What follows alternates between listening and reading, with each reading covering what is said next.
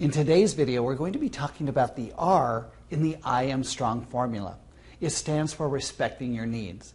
I consider this to be one of the most important parts of the formula because it's very personal to you, and it's about your needs that sometimes go unmet. I meet so many people who get upset and are mad because their needs go unmet. And yet when I ask them about their needs, they have a very difficult time articulating and telling me what their needs are. And if they can't articulate their needs, how can they expect someone to meet their needs? Let me tell you the story of Stacy. Stacy came to me obviously upset, more upset at her husband than anyone else because he wasn't meeting her needs.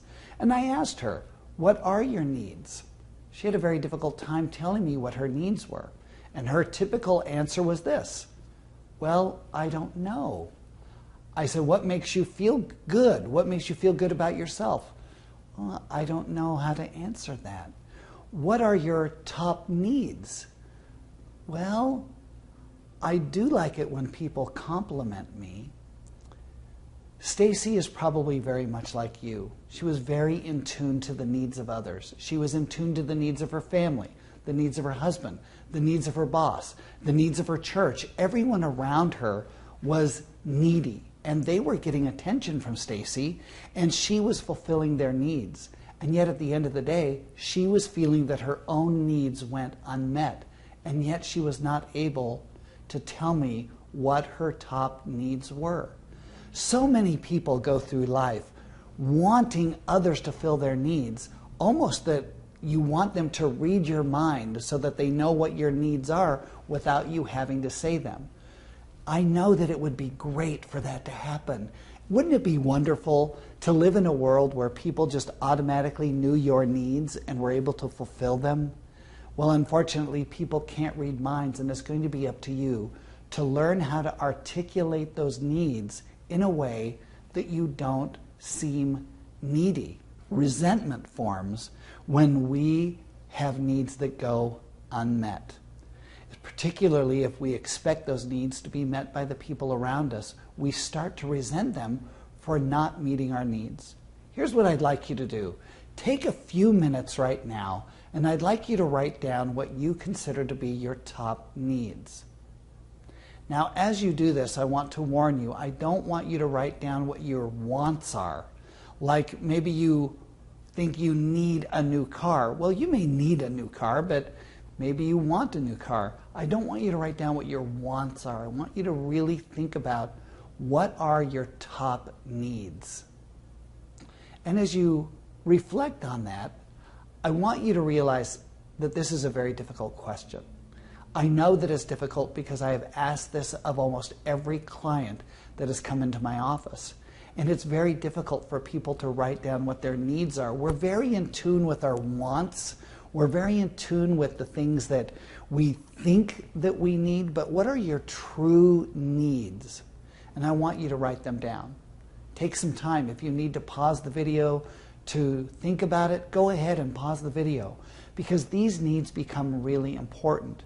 Remember, in a few videos back, we talked about self-recognition and self-validation. Perhaps one of your needs is validation. And that's okay. I want you to recognize and feel what your true needs are, because this is about respecting your needs. And in order to respect your needs, you need to learn and realize what those needs are. And again, as I said before, if you can't respect your needs, and if you can't articulate your needs, how can you expect anyone to meet your needs? Now, I meet a lot of people who are afraid of being needy, and so they don't express their needs because they don't want to be perceived as needy. And so what I would like you to do is to learn how to articulate your needs by learning new words. You may have to go to the dictionary. You may have to go somewhere, some resource on the internet, to learn new words to express your needs so that you don't sound needy. And just being very open and being very honest with your feelings, and not wait until it's urgent for your needs to be met. For example, it wasn't that long ago I was talking with one of my clients, and she was really upset because she just needed a break. She had been taking care of the kids that had been sick. She had been taking care of the house because her husband was on a business trip, and she just needed an escape. She needed to get away, and she was upset that her husband did not offer. She felt that in order for her to be her best self, she just needed some escape. She needed some alone time. Well, after a few minutes of listening to this, my recommendation was that she just articulate it in a different way.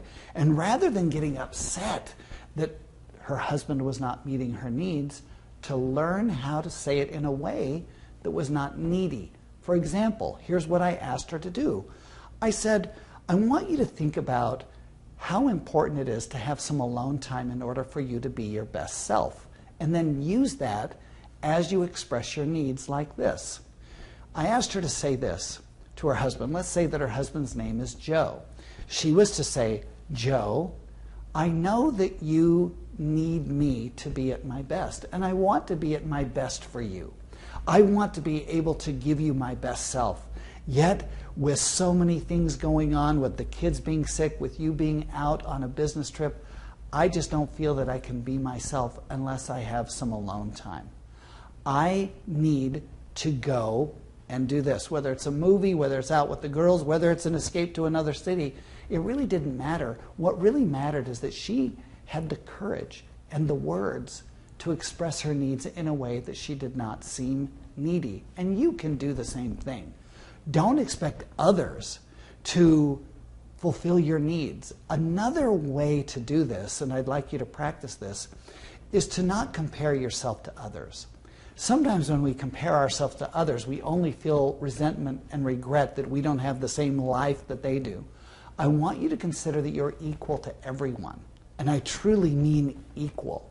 By this I mean that, yes, there are people around you that have different experience. There may be someone who's taller, someone who's shorter, someone who's fatter, someone who's skinnier. Sure, but I don't want you to compare your life to them and realize that you're absolutely equal to them. And by equal, I mean that your needs are as valid and as important as them. And so I want you to be honest with yourself about your feelings and emotions as well. This is another way of meeting your needs or respecting your needs, is being honest with your feelings. That if you have needs that are not being met, you don't need to whine about them, but you do need to communicate them. One way to do this is to learn the art of disclaimers. A way to learn the art of disclaimers is just to be honest with your feelings. For example, if you're feeling lonely and you expect someone to meet your needs without you saying that you're lonely, I think that you should come out and say that you're lonely. But you don't come out and say it, I'm lonely, why can't you come and visit me?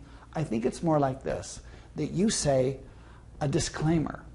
And the disclaimer is this: lately I've been feeling lonely, and it would really help me if I had some company, or if I had some help, or if I had some attention, and just come out and ask for it. This becomes very important in the work setting as well.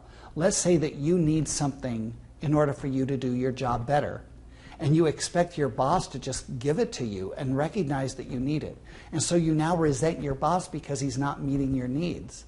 I want you to just come out and ask for it. Yes, this is going to require that you become a little bit assertive, but you can be assertive without being mean. You can be assertive without being angry. Another need may very well be validation, as I mentioned before. One of the ways that this can work, and the art of disclaimers works this way, just come out and say, hey, I need some validation. This works very well between my wife and I.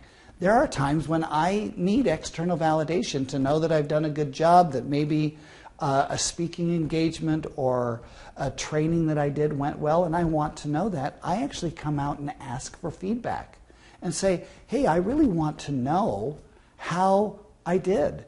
And yes, this is about validation. Can you validate me and let me know that I went well?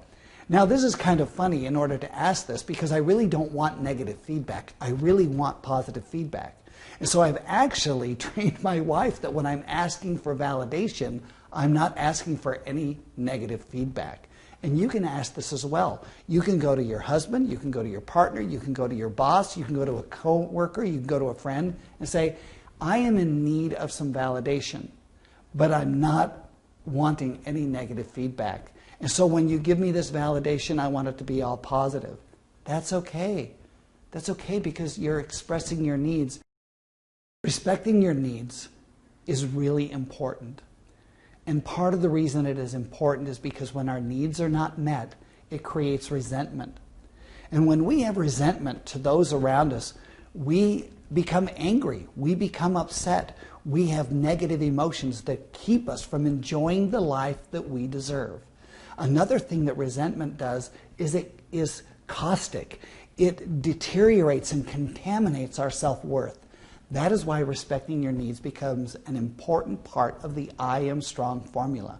It may require you to be assertive, and it may be uncomfortable, but I challenge you to learn how to articulate your needs in a way that's not needy, but in a way that people can meet those needs so that your self-worth is not contaminated, because we want that self-worth to grow. We want it to be strong, and we want it to be a foundation of happiness in your life.